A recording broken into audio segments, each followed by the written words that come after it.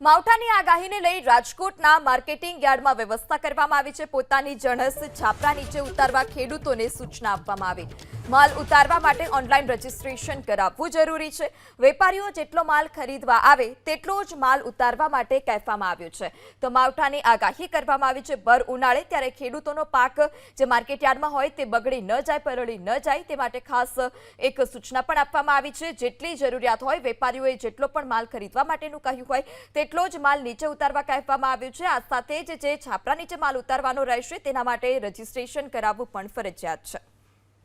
અત્યારે હાલ બહાર ઉતરતી જણસીમાં ચણા છે, ઘઉં છે, એ બે જણસી અત્યારે છે, પણ અત્યારે એ માલનો થોડોક આવકમાં ફ્લો ઓછો છે, પણ વ્યવસ્થાને ધ્યાને લઈ, વાતાવરણની આગાહીને ધ્યાને લઈ અને આવી રીતની વ્યવસ્થા અમે ગોઠવેલ છે।